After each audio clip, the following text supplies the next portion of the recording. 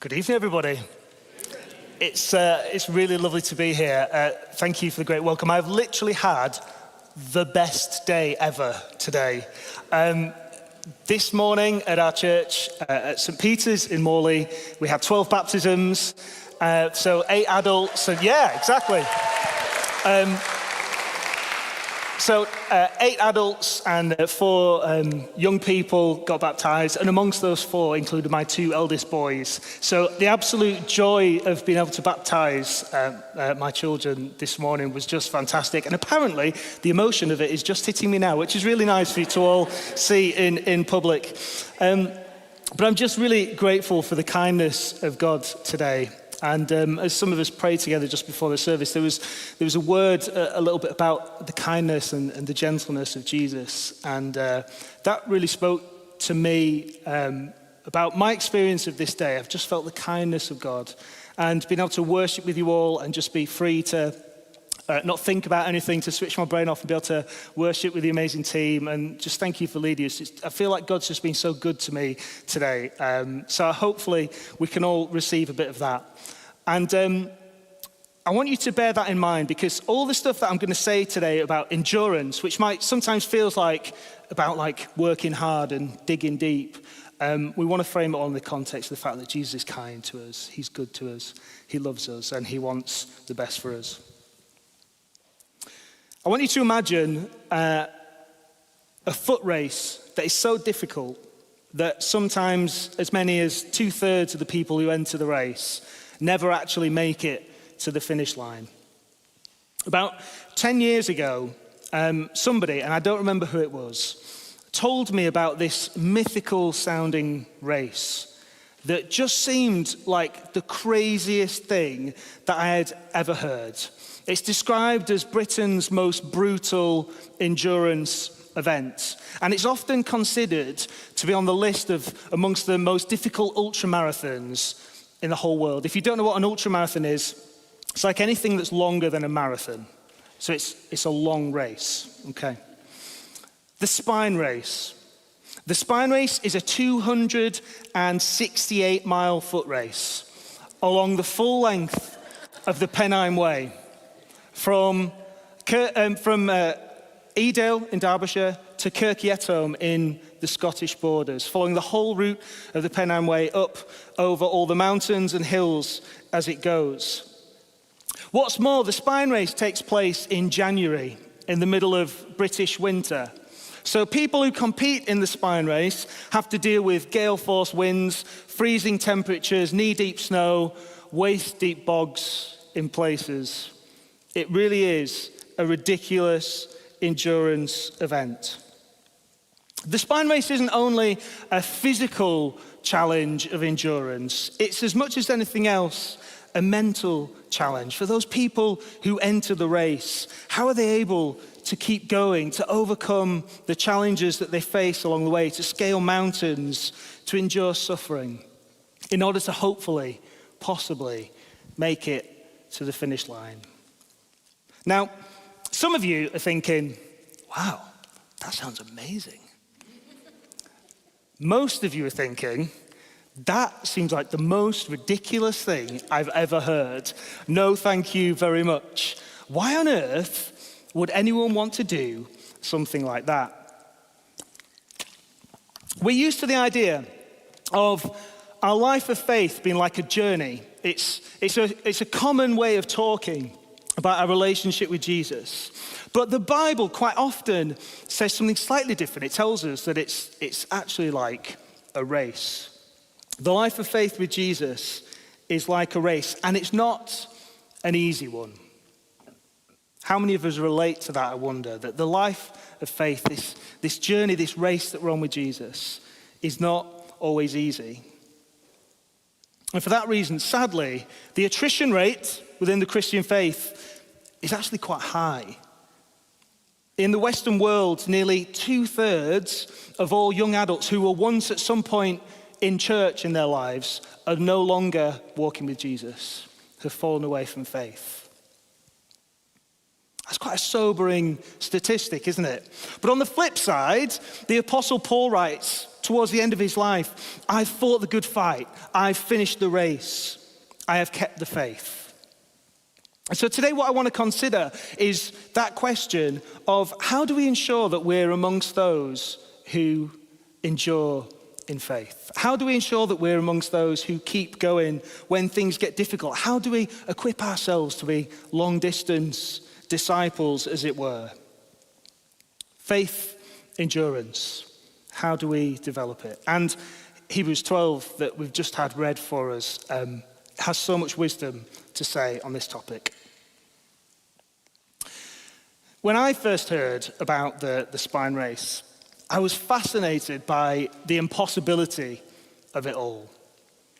So I did what any of us do in that kind of situation where something intrigues you, is I spent a lot of time listening to podcasts and watching YouTube videos to find out more about this ridiculous race that just seemed impossible. And I was inspired by these crazy individuals, some of whom turn up year after year in Derbyshire to take on this race. Sometimes it would take people 3 or 4 attempts to even get anywhere close to the finish line. And so I did all the research. How do these people train? What kind of mileage are they running in the week to do something like that? What kind of food do they eat in order to be able to sustain themselves? What clothes do they wear? How on earth do you navigate the whole way along a 268-mile route?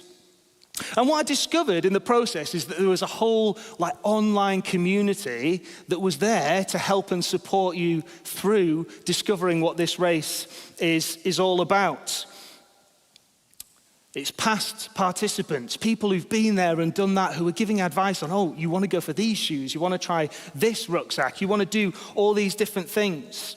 And then they talked about the race and how actually when you're there, there's a whole community of people supporting. There are volunteers who are at checkpoints along the way, making sure that you're okay, looking after you and helping to make sure that you get to the finish line. And of course, the other people who are running the race. Now, the great thing about ultramarathons compared to, if you're running a 10K in Leeds or something like that, is that no one's competing with you. Everyone wants everyone else to make it to the finish line. And then I discovered the phenomenon known as dot watching. Anybody heard of dot watching? I'm just checking if I'm talking to, 1 or 2 people. Okay, so we've got 1 or 2 people that are interested in ultramarathons. This is exciting. So dot watching sounds like the worst thing ever, but it's the most fun. It's the fact that in the spine race, they stick a tracker on everybody's pack, and for a week, you can spend all your spare time, or all your work time, if you're lucky like me and you don't have a proper job, watching dots travel up a map from Derbyshire to Scotland, slowly itching their way along up the course. Hannah Rickman here, fantastic ultra runner. I follow her progress all the time on these big races. And it's just the most intriguing thing. What I began to observe as I looked on at this race is that what appears to be from the outside a solo sport is actually one of the most complex team events that exists, with people working together to ensure that people make it to the finish line. In Hebrews 11, the chapter just before we had read, we read about the amazing faith of the great biblical heroes. By faith, Noah built the ark. By faith, Abraham obeyed and went even though he didn't know where he was going. By faith, Moses persevered because he saw him who was invisible. By faith, by faith, by faith. And all of this builds to this amazing crescendo of what I think is the best therefore in the whole of literary history. Therefore, since we are surrounded by such a great cloud of witnesses. Look at all these amazing examples, the people who've gone before, and be inspired. And the image is like walking into an amphitheater, into a stadium, and seeing a crowd of faces and people cheering you on as you enter or finish the race. It might be biblical figures like we read about in Hebrews 11. It might be heroes of the faith that you have, that you've read about and studied and learned about. It might be the people who've passed on faith to us, the generation that have gone before, those spiritual grandparents who've given faith and shared with us.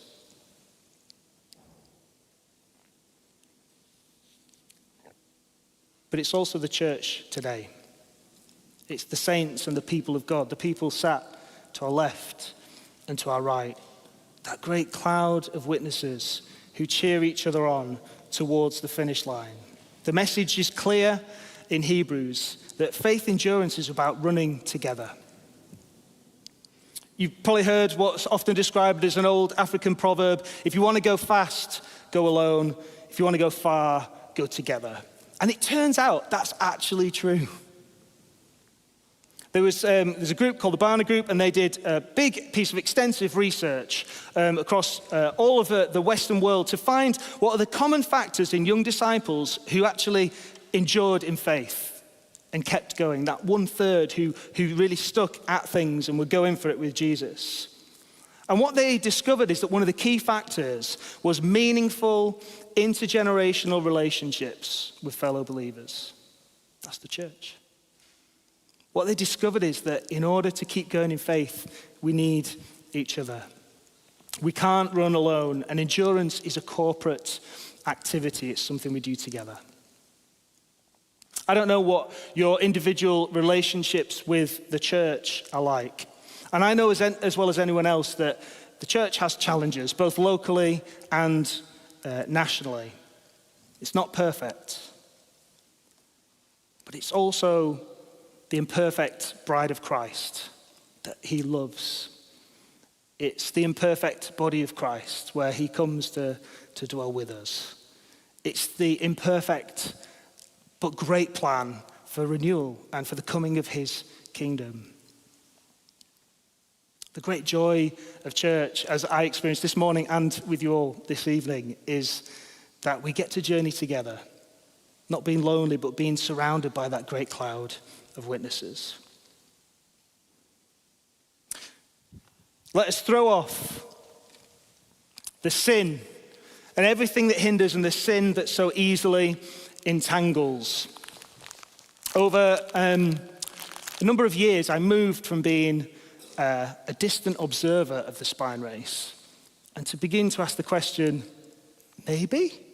Is that something that I could try? And of course the answer came back very quickly in my own brain. No, of course that's not something you could do.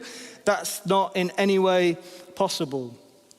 But slowly and slowly, as I did more research, I thought, you know what, let's give this a go. So I began to invest my time and energy into doing a bit more running training, getting out there and exploring the routes in some places and finding out what's going on.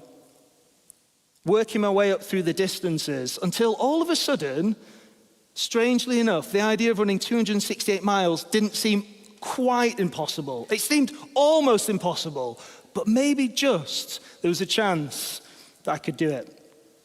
One of my biggest challenges was deciding what I would carry if I was to do this race. Now, the Spine Race is infamous for having an extensive kit list of things that you need to carry with you on the route. You carry all your own gear. So there's kit lists of things like clothes, there's sleeping bags, there's cooking gear, there's mountain safety stuff, spare layers for everything, loads of things. You'll see some of my preparation there, getting ready for a race. There's all sorts of things that you have to take with you, gloves, hats, everything to keep warm and safe. But every item adds weight. And if you can imagine, I'm not very good with step counters, but I imagine 268 miles is quite a lot of steps, a couple of 100,000 maybe. Every step feels a lot harder when you're carrying extra weight. And so I became a little bit obsessive. I started cutting labels off my clothes to make them a little bit lighter. You know, I started like removing food from packages and just shoving them all together in random bags and all this kind of stuff to work out how I could make the most efficient pack to get it as light as it could possibly be. Faith endurance means offloading our baggage. If we want to travel far with Jesus, we've got to let some things go. It's our sin that is the load that we bear that Jesus wants to take from us. It's the stuff that he doesn't want us to be burdened with that he wants to remove from us, to free us, to be able to run this great race with him. Now, some of us in our life of faith are thinking at the moment, why is this so hard? Why am I struggling so much at the moment to keep going with Jesus? And Jesus comes up to me and says, let me take that load off you. Let me take that away from you. That will help. And you're like, what, this? I've been carrying that for ages. I'm fine with this. I'm not sure if you're listening, Jesus. I want you to make this easier for me. But we're not willing to let go of the things that burden us, the things that tie us up and hold us back. We love the idea of God's grace and provision, but we're often unwilling to let go of our own sin. Because we know that Jesus carries our burdens to the cross. If only we'd let him. And I felt today that particularly there are some of us who are caught in addictive and habitual patterns. And that might be things like drug and alcohol abuse, or it might be pornography or gambling, but it also might be simple things like we're in the habit of just being short-tempered all the time at the moment. It might be just that the way we choose to live our lives day by day, we know is not honoring to God. And I believe that by God's grace, he wants to break some of those addictions and habits today.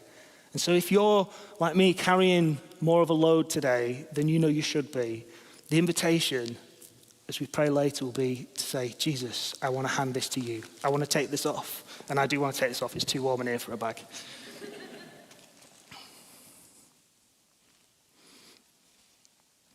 So Hebrews says, let us run. Let us run. Now, notice it's not an invitation to observe the race of faith from the sidelines. It's not an opportunity to cheer on other people who are running the race. It's not an invitation to come to a meeting about the race of faith, listening to somebody talk about the race of faith. That's not what Jesus says. It's certainly not an invitation to listen to a podcast or watch a YouTube video about the race of faith. It's an invitation to lace up our shoes and to get into the race ourselves, to join in with Jesus. So after a number of years of doing all this average training and preparation, the day actually came when I clicked the button and signed up to run in the Spine Race. And then all too quickly, within the next 6 months, the day came around where I was standing on the start line, not having a clue what was about to happen, and a mixture of excitement and complete confusion. How did I end up here? I don't know how this is going to go. But I was there, and all I had to do was to run for an extended period of time. That was it.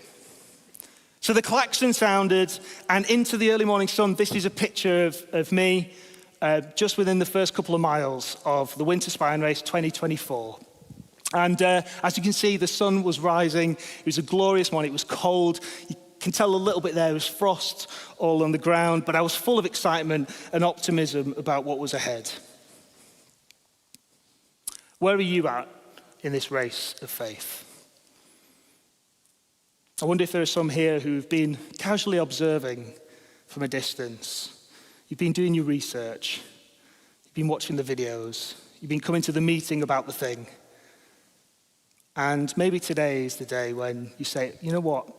I don't know exactly what this is going to entail, but I'm going to take that step of faith. I'm going to get in the game and join in with what Jesus is doing.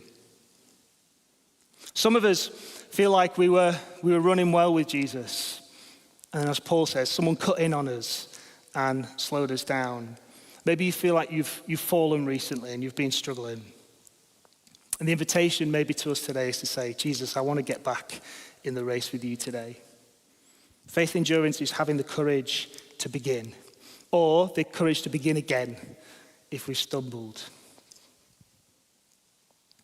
Let us run with perseverance the race marked out for us. Now, the first thing to notice about this is it's a race that's marked out for us.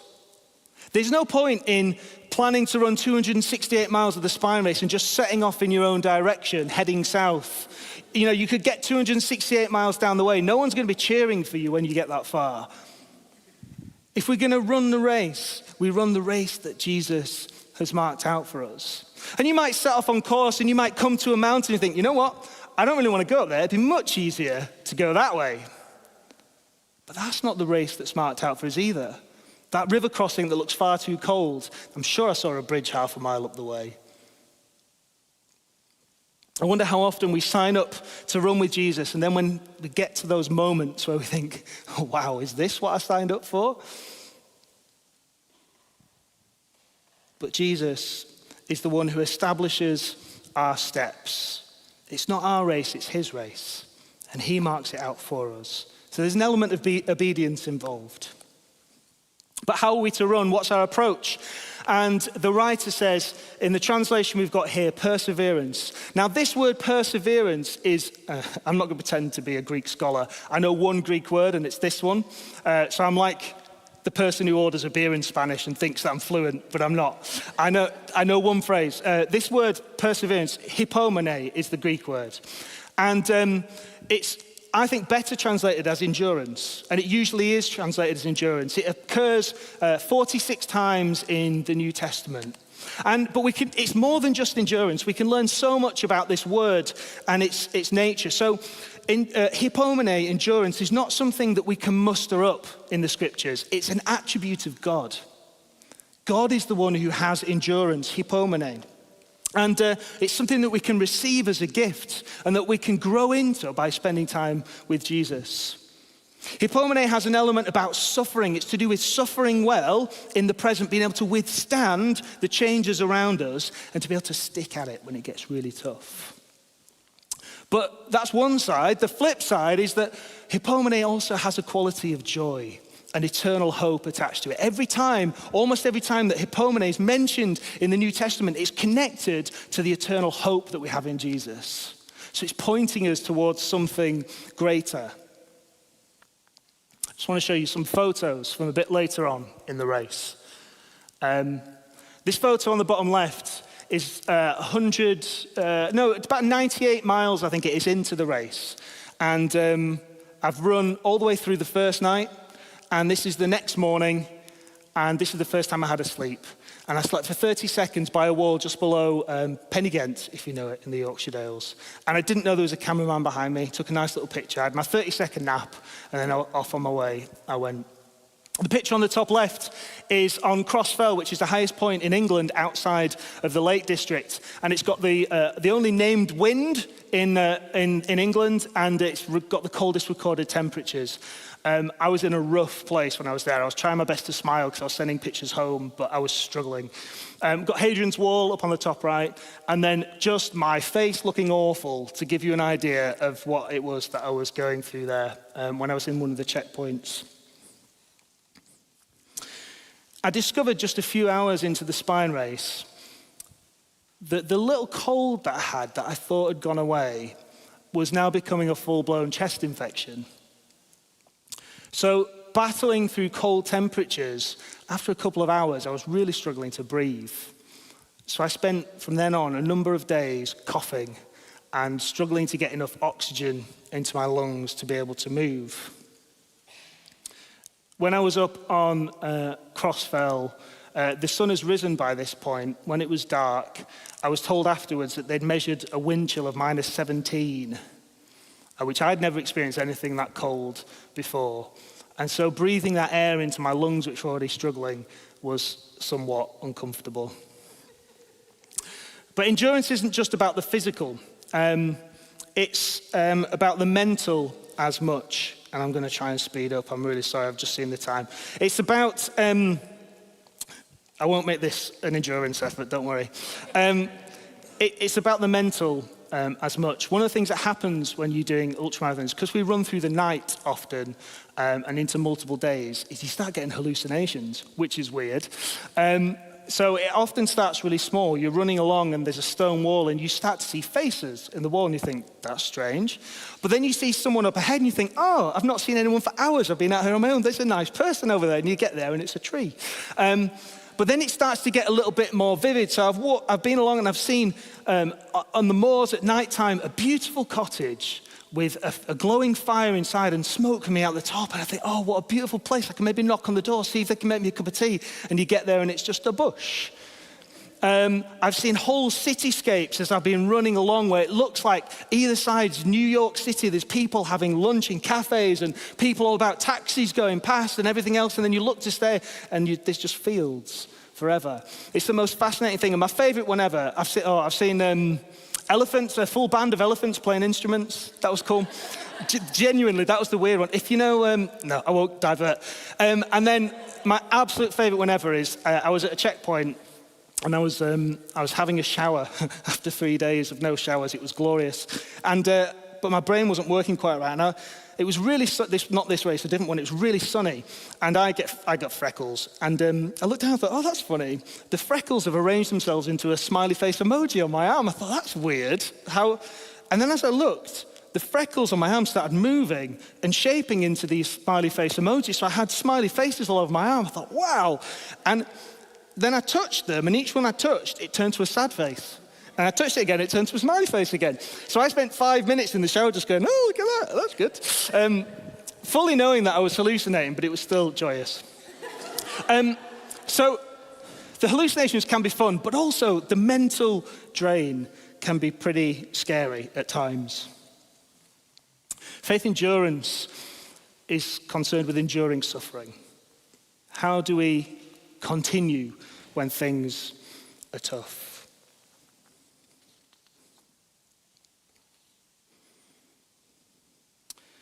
One of the tactics that we can employ, whether it's in running or in life, is to think about the reason why we're doing it. You'll hear the phrase quite often, know your why. What's the purpose? When we're struggling in our life of faith, why did we sign up for this in the first place? Why? It's a good question. Why be a Christian? Jesus said that if we're to follow him, we should take up our cross. That doesn't sound too fun.